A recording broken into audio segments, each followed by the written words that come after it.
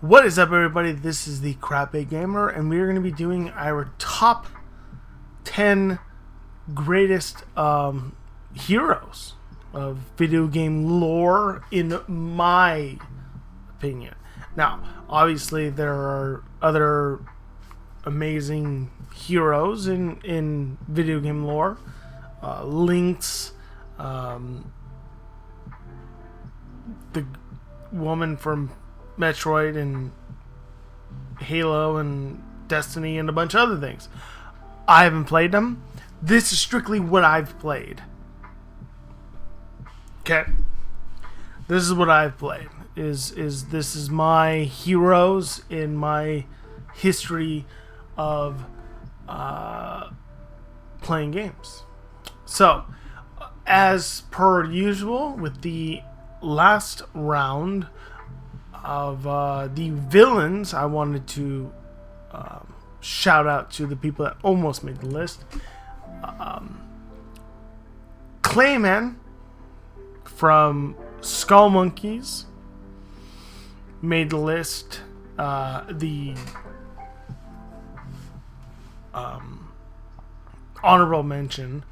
Unfortunately, I only got to play with him once, and I never beat the game, so I never really got like the greatest vibe, like emotional vibe into what he could have done. But even then, he has stuck with me tightly. So he was such a well-developed character, but because I didn't get a chance to develop a kind of an emotion beyond the particular game that I played, he is where he is. Lara Croft, which sounds strange, but I only have a couple Tomb Raider games and I suck at them. I would like to go back and play them again now that I'm a little bit older, a little bit wiser, see if maybe I can get through them.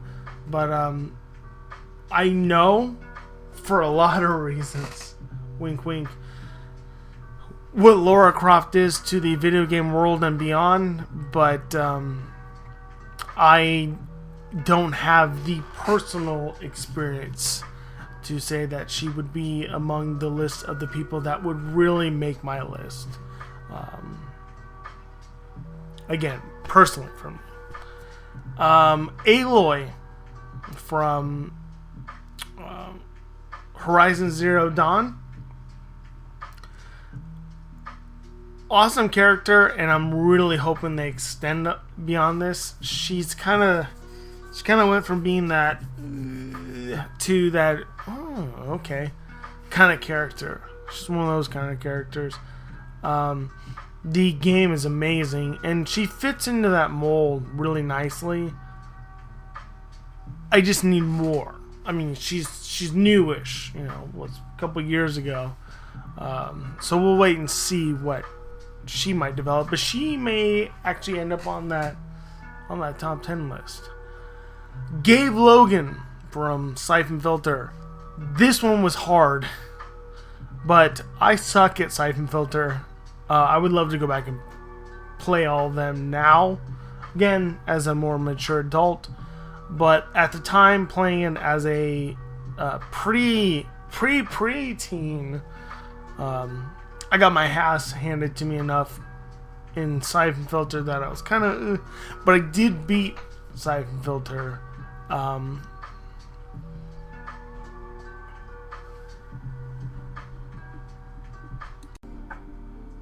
Sorry about that. Anyways, yeah,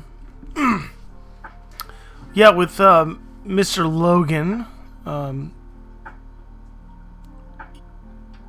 I had moments where I wasn't all that great. Actually, there was a lot of moments that weren't all that great. But Siphon Filter was a big... It held a lot for me from a youthful standpoint. I wasn't as good. It was funny because excuse me, my father was really good at Siphon Filter, but not so good with the bosses. But he was great with the original Metal Gear, and then, or I was, wait, hold on. Oh no, but I was really good. Wait, no, the opposite. I was really good with Siphon Filter, but not so great with the bosses. No, that's not how that was.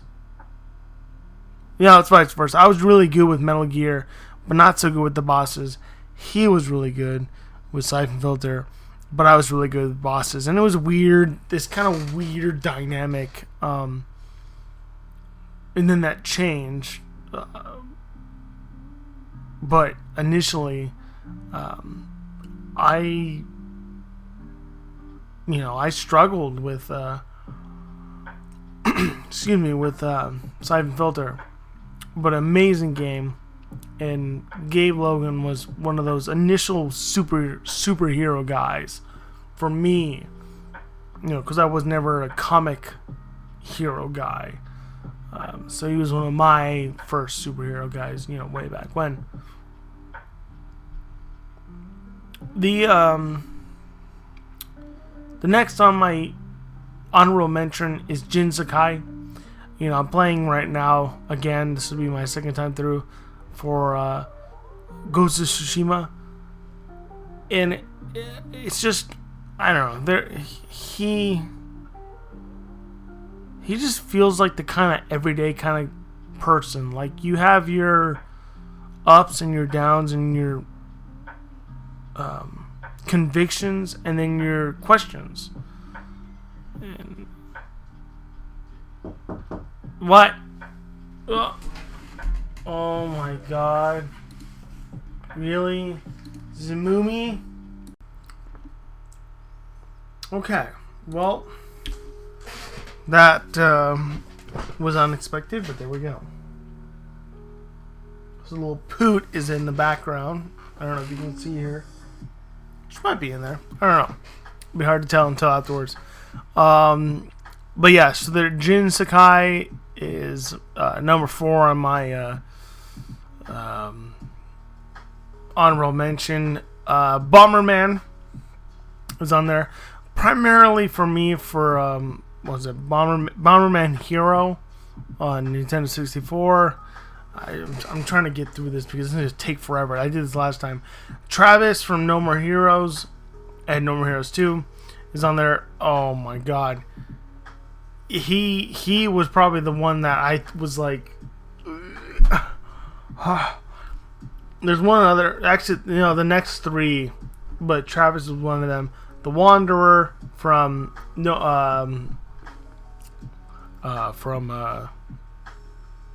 Shadow of the Colossus, and Joel from Last of Us and Last of Us 2. Those 3 were the ones that I really thought, Travis was not on here primarily because these ones have more nostalgia for the most part. The Wanderer, same part of it is because I only have one interaction with him, but he would easily probably be like 11 or 12, so he didn't miss by much. And then Joel, I really thought could swap places with another person. I think if he was more involved in the second game, sadly he's not, could have been different. But he is not without connection to the top 10. So that is my honorable mention. The top 10, as you can see right here, is to start off again with Mario. And this is, in my opinion, this is, I think that's the case with this picture, is Super Mario World. Mario, I mean, you could do Luigi too, but Mario is the one that you predominantly get to use. Was technically the first hero that I really got involved with got through the whole adventure, going through all the Koopa family, all the castles, so on and so forth, to get to the point where you can fight against Bowser. So I haven't played any of the Mario games, like I said, since then, but because he was the first vessel for me to, as a video gamer, kind of implant my emotions into, I'm going to give Mario the number 10 spot in the top 10 characters of all time, in my opinion. And number 9 is Ellie. This is supposed to be an interesting picture between the two Ellies, which ain't all that different. So that should tell you a little bit about how they went about that process. Like I said, Joel easily could have been part of this, and in some ways I wish Joel would have been. But there's a number of factors that make Ellie mean more to me. One of them is something that I care a great deal about. It happens to look like her. It happens to lean towards a lot of her perspectives in society, and it means a great deal because this game, in some ways, tackles the idea of these certain perspectives. Now, is the second game as good as the first? No. Is it not remotely close? No. In my opinion, no. I thought the second game was brilliant. I loved it. Had its moments. Had its moments where you're kind of like, ugh. But for the most part, I really thoroughly enjoyed it. I thoroughly enjoyed it. And yeah, it was a lot of fun, but there was some things that, most people that played the first one played the second one would know. I'm not going to mention it because I don't want to spoil it to anyone that hasn't been a part of that realm. But yeah, it sucked. It sucked. But we gave it a shot afterwards, and it was okay. But it still sucked. But Ellie is an interesting character because, again, like I said, I should have probably put Joel in this because I can relate a lot to Joel, and Ellie relates a lot to someone that I care a great deal about in a certain aspect. Now, obviously, we're not at the end of the world, although, if you look at what's going on right now with certain things in politics, and it might be happening, but Ellie reminds me a lot of a certain person, and so that's why she is sitting here, and that's why I'm going to leave it at that. So at number 9 is Ellie from Last of Us. At number 8 is Agent 47. Now, Agent 47 has been in a lot of games over the years. He is, obviously, if you don't know, part of the Hitman series. He is the Hitman. I initially got the... I honestly can't tell you the name of the damn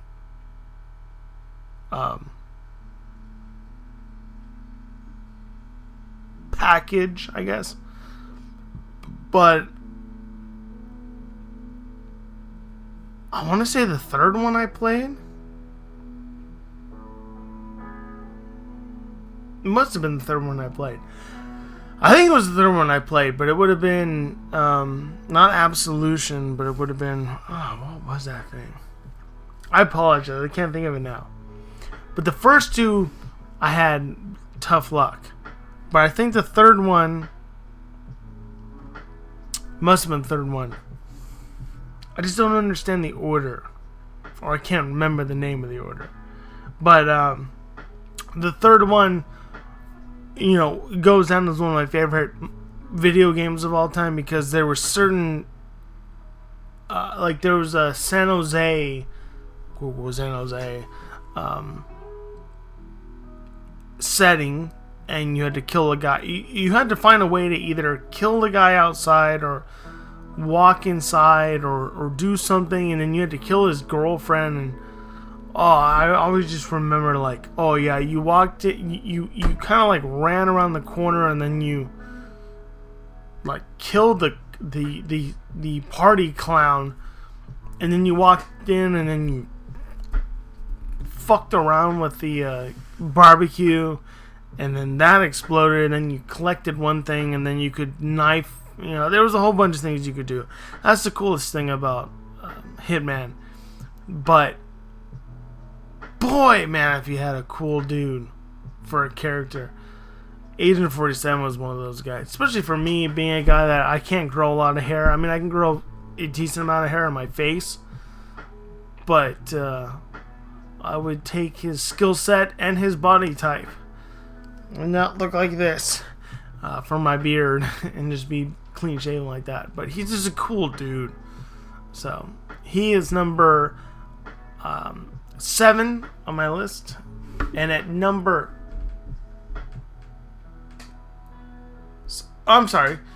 8. Number 7 on my list, still need to do this, is Samanosuke Akechi.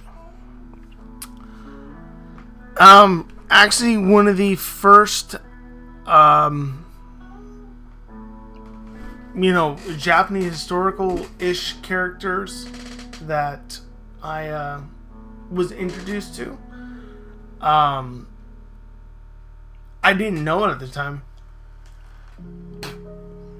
but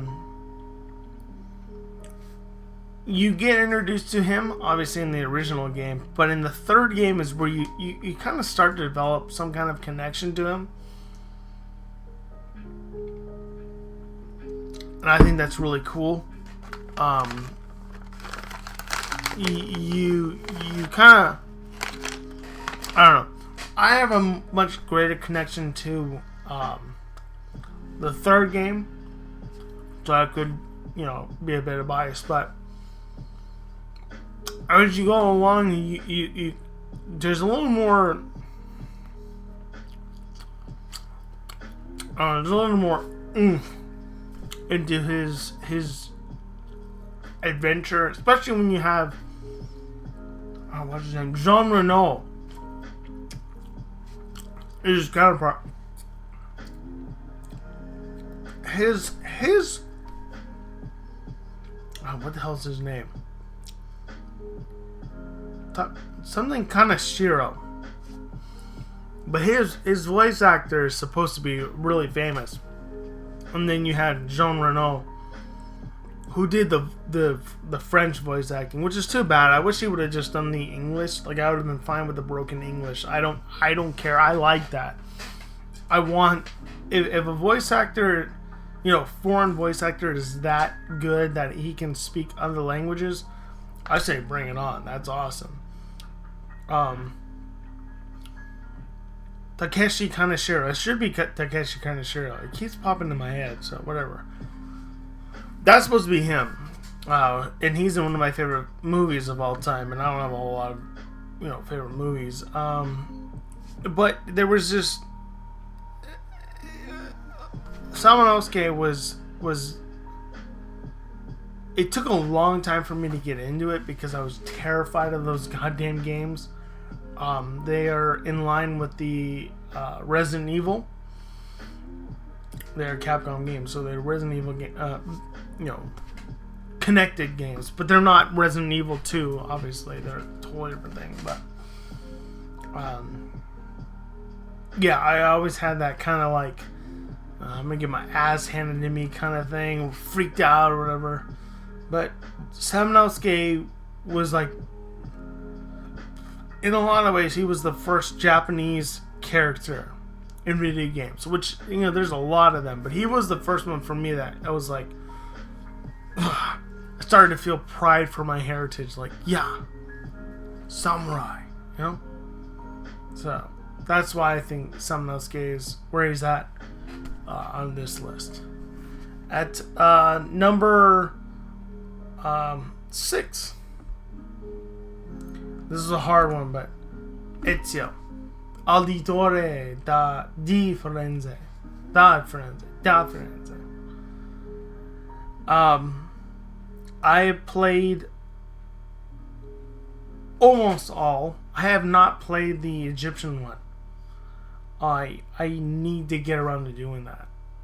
Honestly, I'm kind of waiting for the point where it becomes so damn cheap that it's near free. But Valhalla's coming out, and I don't know why I keep looking over there. But Valhalla's coming out, and I would love to play that. Odyssey was amazing.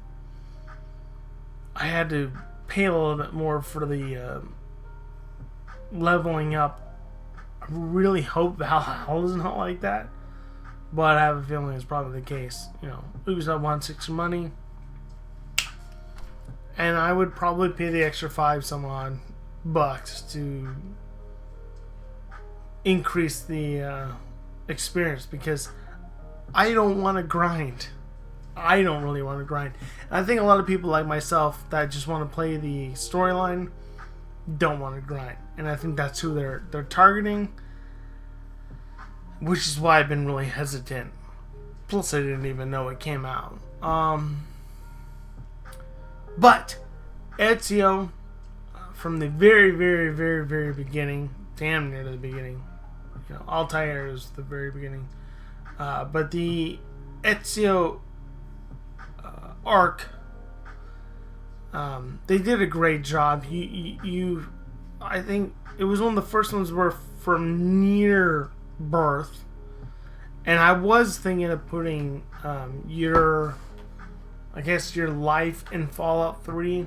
I was thinking about that one, because that's a great experience, you know, as being any of those games where you are you're always going to feel a little bit different. But from a non-you perspective, Ezio, you more or less got to know Ezio from his early-ish days to when he became an assassin, and from then on, and then all the way through. And I think, and I have mentioned this in my top, or I'm going to mention it, I guess, in my top video game moments, his death. I think they did a great job of taking. Obviously, they had 3 games to do it, but they took a character, and the thing about this series is, you know, they have access to a lot of characters that they could really just, you know, expand on.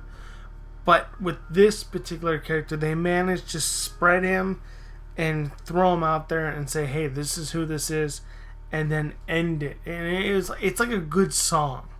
You know, that's the best way I can describe it. It's a good song.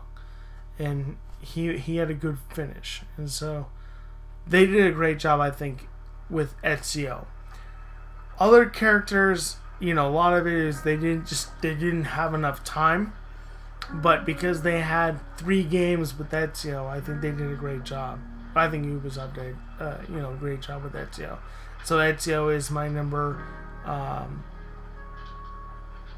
6 on this list. And number 5 is Kratos. Kratos, yeah, the man, the god of a lot of things. He was the god of war at one point or whatever, but the dude. He's the dude. I have not played. I think I've played up to everything. I mean, other than some stupid, portable stuff, but I think I've played everything up to this point, and they did a great job. For most of the Greek series. I played the I guess the latest game, God of War, with the whole Viking perspective, and I don't know, it was like, I liked it. You know, I'm like, it was cool to see that aspect of things, but there was no real like rhyme or reason to why. And I'm sure they'll be like, well, no, there's going to be a moment where we'll explain how it got to that point, but there's no real reason how it goes from the last, you know, Greek God of War that we know to that. And so you're like, oh, okay. So,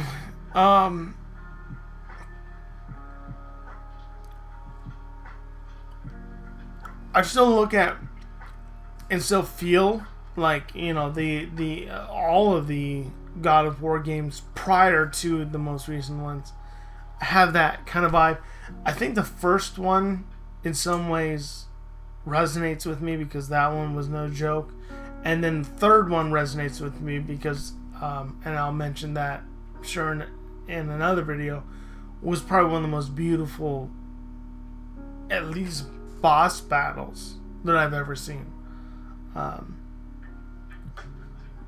But there's like this weird, I don't know, there's this weird vibe and weird kind of thing going on right now with the God of War series, and they're saying that the next thing's coming, and it's like, okay, so you're going to continue on, that makes sense, but I don't know. It felt weird with the last one. Like, all of a sudden, he had a kid, and he's part of this Viking realm, or Norse realm. Like, the hell did he get here for? But if it's anything like the Metal Gear series, maybe the explanation will come along in another game, and it's gonna throw everyone off. Alright. Kojima-san did it right. You gotta make sure you do it right, and well, hopefully they do it right. I don't know. But anyways, Kratos is at number 5, 1, 10, 9, 8, 7, 6, 5. And number 4 is Knights. Yeah. Now, the thing is I don't have enough information on this man / woman / everything / and I need to. And I would love to do it, and I think I'm going to do it at some point if I can just record it correctly. But Knights is all. This is a big nostalgia thing, and the main thing is, I just remember playing Knights. Excuse me. The Christmas Knights on my Sega Saturn, year after year for years. Literally, that's the only damn reason he's on here. And I know that's a shitty reason for him to be number 4 among a whole bunch of other people. I don't care. Like, that's literally the only reason. And he'll probably be higher up when I finally get around to playing the games. I just haven't gotten around to playing the games. I'm doing other stuff on this TV and playing Guitar Hero, Time Crisis, whatever. But Knights, in a particular Christmas Knights, you know, Christmas Knights, in my opinion, sits probably up even higher. Especially since now I can actually save because my damn battery's been replaced, which I didn't even know that was a fucking issue. But Knights is gonna sit there just for a nostalgic standpoint. I also know how important Knights is to the video game realm, and I also always think about Knights video games, and Knights had nothing to do with that. I think maybe, But it was around that time period. So Knights video games, and then Knights, to me, has always had a connection. Even though I don't think there is an actual connection to it. At number 3 is Cole Phelps. Mr. Cole Phelps. Detective Phelps. Reason Mr. Phelps is on there is one of the greatest games of all time. 2, one of the greatest voice actors of all time. And 3, one of the most frustrating and relatable characters, I think, in video game history. Cole has his issues, but he's one of those kind of guys where I don't know how many people are going to relate to this, but I've had moments where I've done things where I felt it was the right thing to do, and then years later I look back and going, well, I think I did the right thing, but it doesn't amount to anything for myself. Whereas if I had done the opposite thing, I would have been maybe happy, but then I look back and go, well, if I had done what I had, or if I stick with what I had done, I guess I can live with myself, or I'm proud of myself. And I think that there's a lot of situations with Cole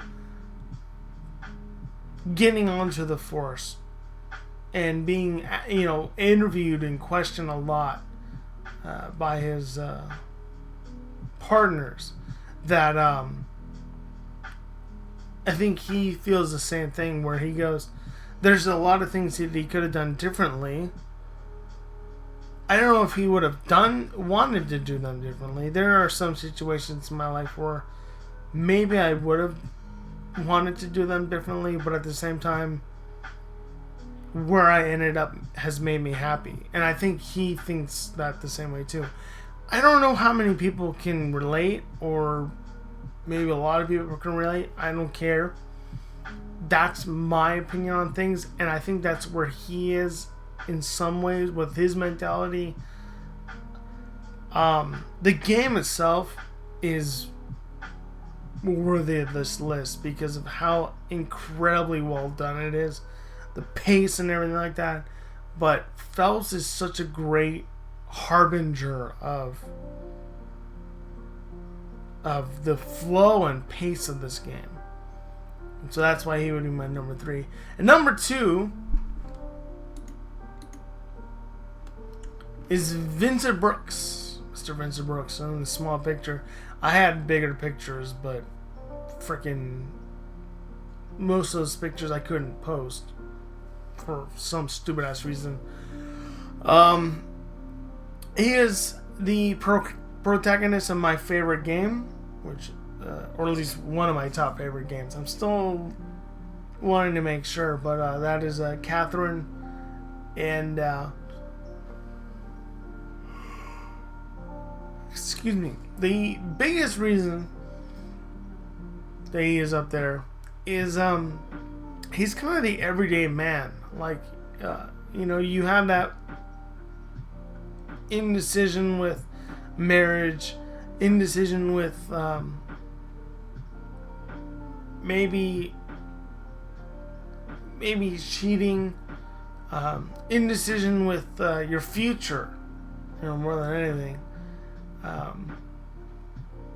I am going to hopefully do a little playthrough of this game, because it deserves y'all to see the game in the moment. So I don't want to talk too much about Mr. Vincent, but Vincent is just like at least from a guy standpoint, especially a video game guy standpoint, is just the everyday kind of dude, and the struggles he goes through. I know that there's a lot of criticism from a female standpoint about certain issues, and I that's another reason why I want to play it and readdress that, and to see like, okay, why do they feel that way, and then go from there. So I'm gonna get back to it. Another big reason why Vincent is one of my favorite characters is his voice actor, which I always fucking forget, apparently, is Troy Baker, who, as if you watched my previous video, knows, voiced my favorite villainous character. And there's a connection to that, which is pretty awesome. My favorite character happens to be connected to my favorite villainous character, and that is... I'm going to zoom in a little bit. It looks terrible, but... Solid Snake. Now, there's Big Boss, there's... what was it? Was it Ravenous Snake? Or what the hell is it? Venomous Snake. But this is the Snake. And this is the eras of the snakes. I don't know what the hell this is. I'm assuming this is Metal Gear 1, Metal Gear 2, Metal Gear Solid, Metal Gear 2, and Metal Gear 4. I don't really understand what the hell this is. I really don't. I apologize. I don't know what that is. But this is supposedly the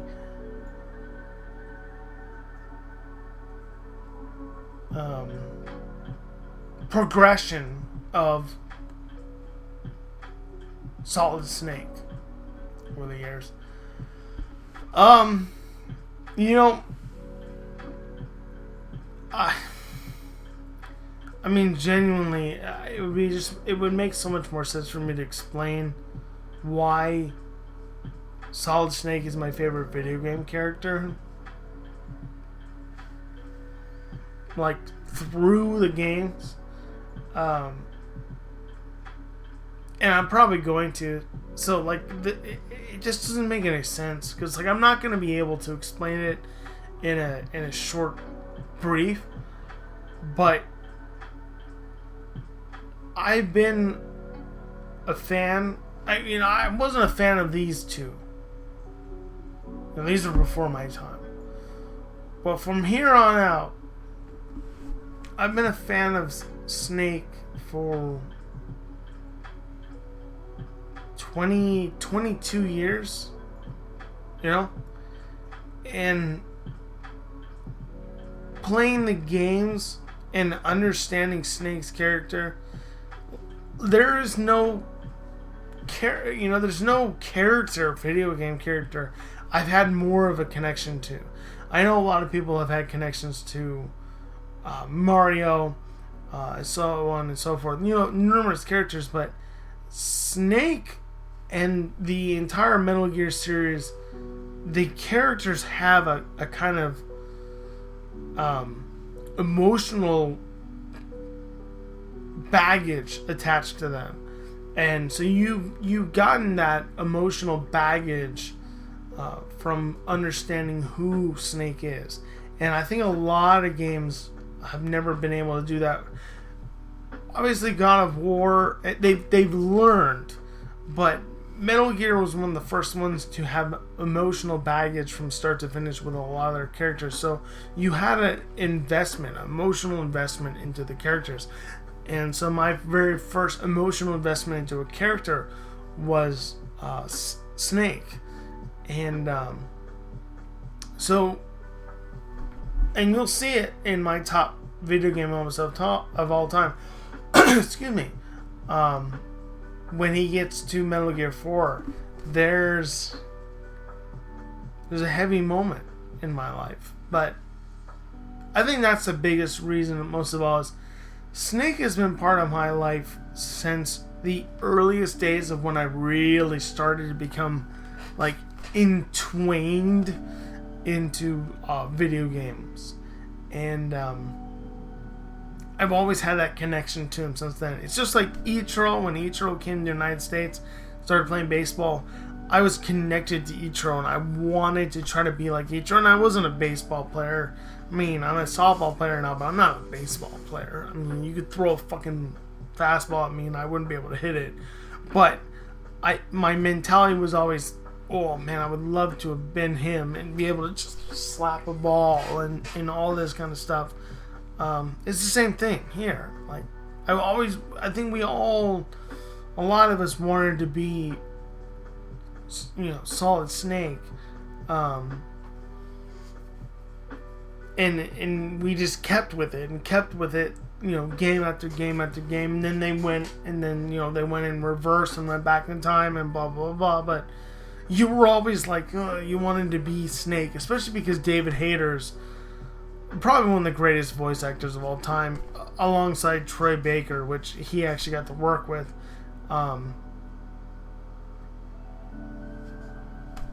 It was just awesome. It's just Hideo Kojima, and it's Konami, and it was everyone involved that just made, they made Snake. They made Snake someone that you wanted to grasp onto, even if you had beaten the game, you wanted to wait for that next one, and you struggled for that. And they've done that with a lot of games, but Snake in particular, I don't know. I waited a long time, and then when Metal Gear 4 came out, it was a great ending. The only thing, I complained about this a lot, I wish they would have done 4 after everything else. And I'll talk about that in another video. But in my opinion, I wish they would have done 4 after everything. And I will talk about that in another video. But Solid Snake is my #1 hero of all time. My list of top 10 heroes. This is the Crappy Gamer, and I will see you all hopefully soon. Until then, let me remove that, and goodbye. Bye.